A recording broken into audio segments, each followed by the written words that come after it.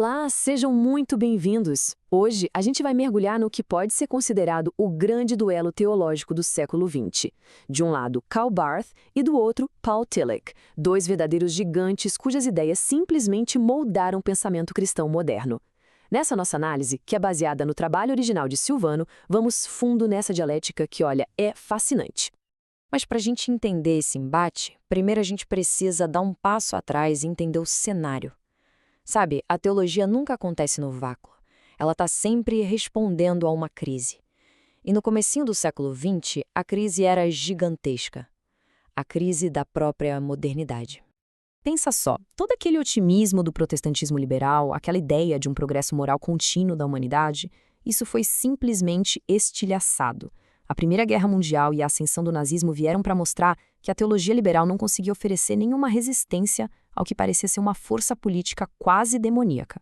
Aquela crença numa fusão fácil entre o reino de Deus e o progresso social ruiu, acabou. E é exatamente aqui que os nossos dois pensadores, mesmo com todas as diferenças, partem de um ponto em comum. Essa citação do Barter captura bem o sentimento da época. Os dois rejeitaram essa domesticação de Deus pela cultura e sentiram uma necessidade urgente de resgatar a transcendência divina. Só que, a partir desse ponto comum, surge uma divisão fundamental. Um verdadeiro cisma de método que vai definir todo o debate. De um lado, a proclamação da palavra, o querigma, do outro, a correlação com a situação humana. Essa imagem aqui visualiza a diferença de um jeito perfeito. Para o Karl Barth, a teologia é vertical, ela vem do alto. Imagina uma seta que desce de Deus para a humanidade. O foco é a proclamação. Deus fala, o ser humano ouve. Ponto. Já para o Paul Tillich, a teologia é horizontal. É uma intersecção, o entre. É o ponto de encontro entre as perguntas existenciais da condição humana e as respostas que vêm da revelação. Então, o ponto crucial é esse, sabe? Para o Barth, o movimento é de cima para baixo. A palavra de Deus se impõe sobre a situação. Para o Tillich, o método é um diálogo. A situação humana levanta as perguntas e os símbolos da fé oferecem as respostas. É a teologia da palavra contra a teologia da fronteira. Ok, vamos agora olhar mais de perto o lado do Barth. A teologia dele é marcada por uma ênfase, assim, radical, na soberania de Deus e da sua revelação. Ele chega a falar de um Deus que é totalmente outro. E o que o Barth quer dizer com totalmente outro? Quer dizer que Deus é sempre o sujeito que age, nunca um objeto que a gente possa analisar ou capturar com a nossa razão. Para ele, a própria religião é uma forma de incredulidade, uma tentativa humana de construir uma torre de Babel para alcançar Deus. A revelação, pelo contrário, é Deus rompendo essa barreira e chegando até o ser humano, tipo uma tangente que toca um círculo, mas sem fazer parte dele. E essa revelação se manifesta na palavra tríplice, a palavra revelada em Jesus, a palavra escrita nas Escrituras e a palavra pregada pela Igreja. A força da teologia do Barth é inegável. Ela restaurou a transcendência de Deus, que o liberalismo tinha deixado quase que indistinguível da cultura. O seu cristocentrismo radical, que afirma que a única revelação válida é Jesus Cristo, protegeu a Igreja de ideologias como o nazismo. E essa ênfase toda na soberania de Deus deu base para a resistência política da Igreja, que foi expressa de forma poderosíssima na Declaração de Barmen. Mas, claro, existem críticas. O sistema do Barth corre o risco do fideísmo, que é basicamente a ideia de que a fé não precisa da razão. E isso acaba criando um gueto teológico que só fala para si mesmo, incapaz de dialogar com a cultura secular, com a ciência. Ao negar a revelação na natureza ou na cultura, ele acaba criando um abismo intransponível entre o sagrado e o profano. Agora, vamos virar a chave e ir para o Paul Tillich. Vamos ver como a abordagem dele constrói uma ponte exatamente onde o Barth levantou um muro.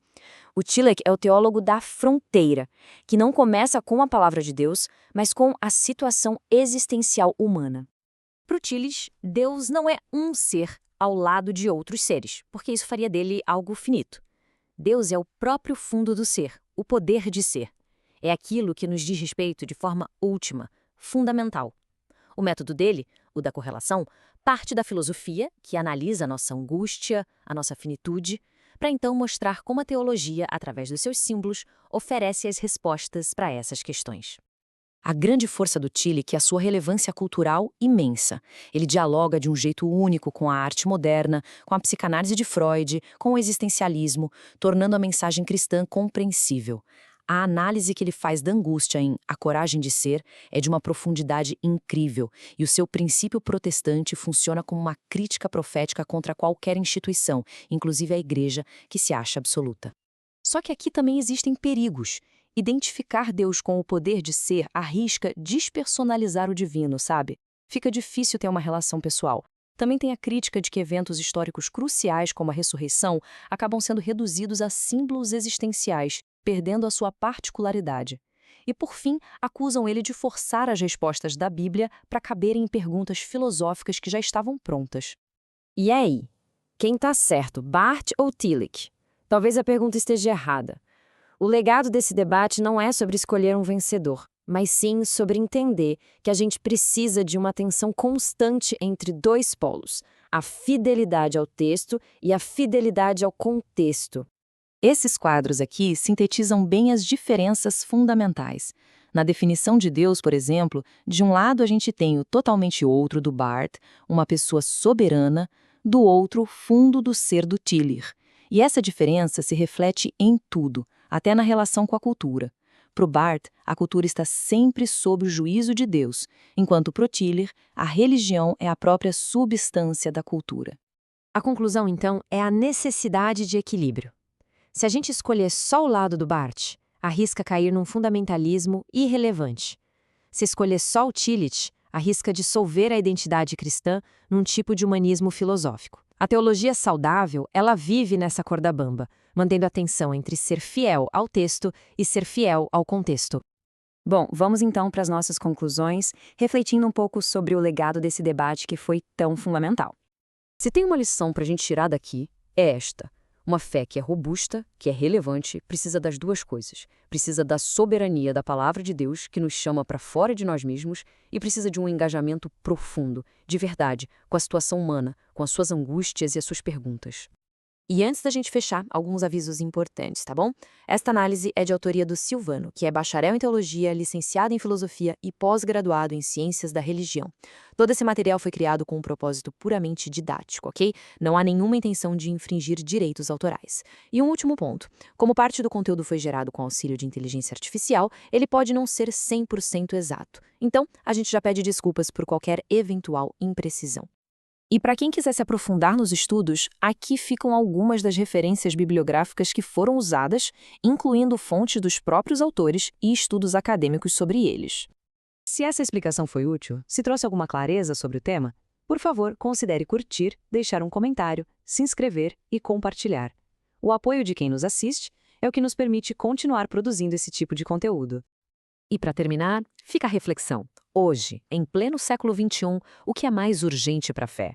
Uma fidelidade radical à palavra, no estilo de Barth, ou uma resposta corajosa e relevante à situação humana, como propunha Tillich? Onde será que está o ponto de equilíbrio? Fica a pergunta. Muito obrigado por acompanhar esta análise até aqui.